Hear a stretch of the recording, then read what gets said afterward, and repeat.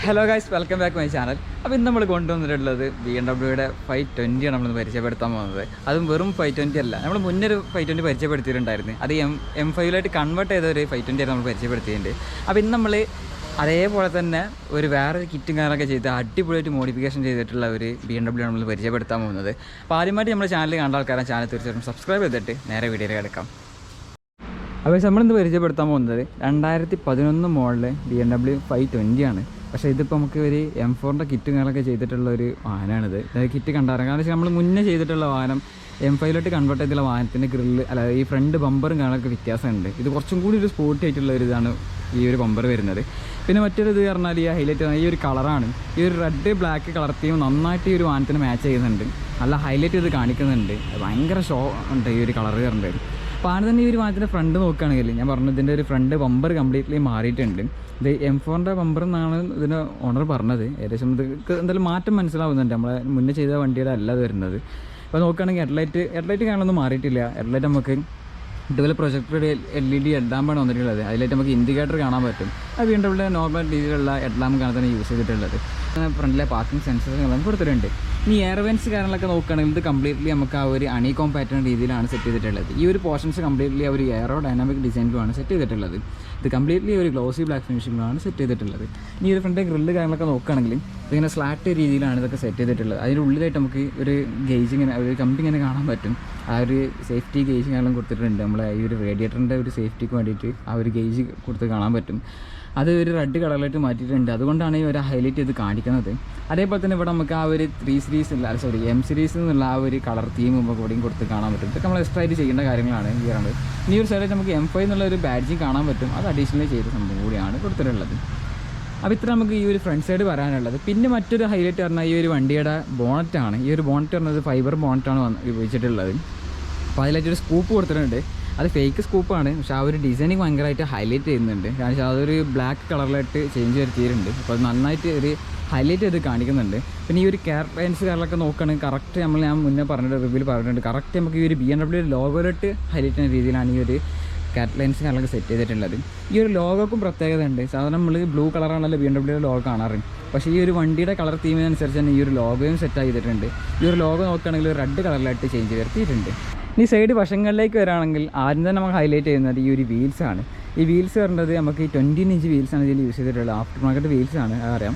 അപ്പോൾ അതിൽ സെൻട്രലായിട്ട് നമുക്ക് BMW ലോഗോ കാണാൻ പറ്റും. അതേപോലെ തന്നെ ഈ ഒരു ബ്രേക്ക് കാലിബേഴ്സൊക്കെ നമുക്ക് അതും കാലിബേഴ്സും ചേഞ്ച് ചെയ്തിട്ടുണ്ട്. അത് നമുക്ക് M സ്പോർട്ടിൻ്റെ ഒരു ബ്രാൻഡിങ്ങോട് കൂടിയിട്ടുള്ള ഒരു കാലിബറാണ് യൂസ് ചെയ്തിട്ടുള്ളത്. അത് നല്ല രസമുള്ള കാരണം കേട്ടോ. ഈ ഒരു എലമെൻറ്റ് നന്നായിട്ട് ഹൈലൈറ്റ് ചെയ്യുന്നുണ്ട്. അത് റെഡ് കളറിലായിട്ടും ചേഞ്ച് വരുത്തിയിട്ടുണ്ട്. പിന്നെ ടയേഴ്സൊക്കെ ഫിറലിൻ്റെ ടയേഴ്സാണ് യൂസ് ചെയ്തിട്ടുള്ളത്.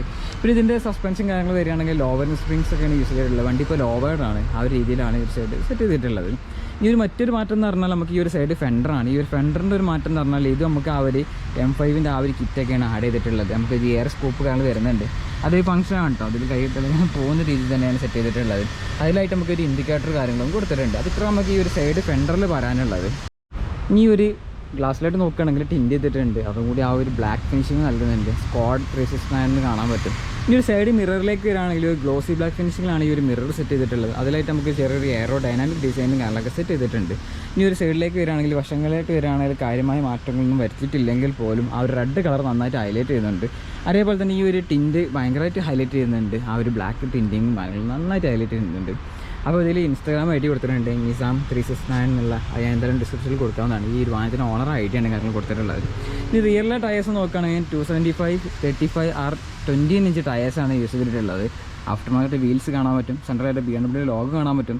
റിയറിലും ഡിസ്ക് ബ്രേക്സാണ് വരുന്നത് അറിയാം. അപ്പോൾ അതിൽ ബ്രേക്ക് കാലിബർ നമുക്ക് എന്ത് ചെയ്തിട്ടുണ്ട് റെഡിൽ M സ്പോർട്ടിൻ്റെ ഒരു ബാഡ്ജ് കൊണ്ട് കൂടിയിട്ടാക്കി സെറ്റ് ചെയ്തിട്ടുണ്ട്. റിയറിൽ നമുക്ക് ലോവർ സ്പ്രിങ്സാണ് യൂസ് ചെയ്തിട്ടുള്ളത്. ആ ഒരു കാര്യങ്ങളും മാറ്റം കാണാൻ പറ്റുന്നുണ്ട്.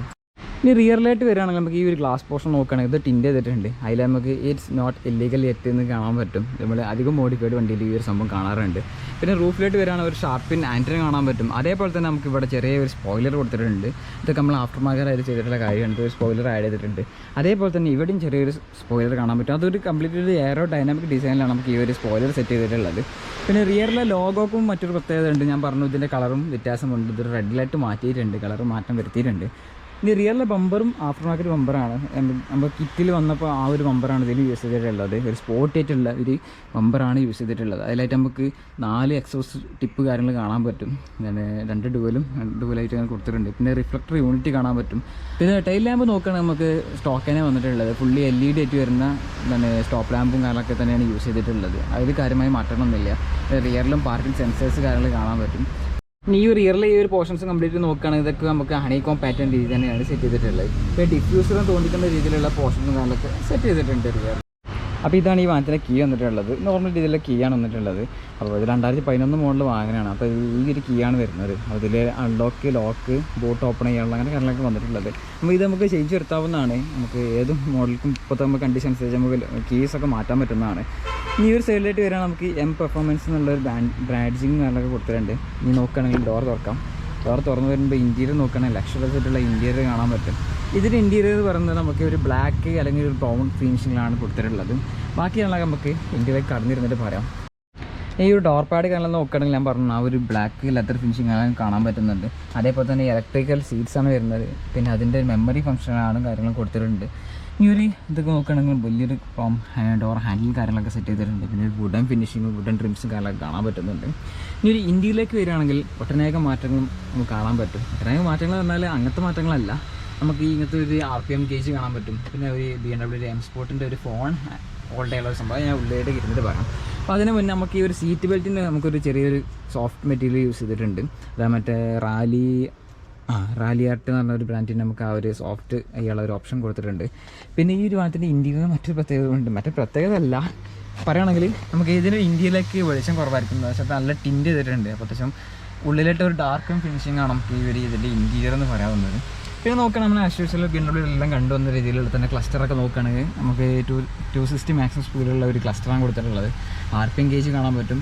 പിന്നെ ഡീസലിൻ്റെ ഒരു ഗേജ് കൊടുത്തിട്ടുണ്ട്. ഇതൊരു ഡീസൽ വാഹനമാണല്ലോ, അപ്പോൾ ഡീസലിൻ്റെ ഗേജ് കൊടുത്തിട്ടുണ്ട്. അതേപോലെ തന്നെ എഞ്ചിൻ ടെമ്പറേച്ചറാണ്. പിന്നെ ഇവിടെ ഹെഡ്ലൈറ്റിൻ്റെ കൺട്രോൾസ് കാണാൻ പറ്റും. ഈ ഒരു ഹാൻഡിൽ നോക്കുകയാണെങ്കിൽ നമുക്ക് വൈപ്പേഴ്സിൻ്റെ കൺട്രോളാണ് കൊടുത്തിട്ടുള്ളത്. അതേപോലെ തന്നെ ഇപ്പുറത്ത് നോക്കുകയാണെങ്കിൽ നമുക്ക് ഇൻഡിക്കേറ്ററിൻ്റെ കൺട്രോൾസാണ് കൊടുത്തിട്ടുള്ളത്.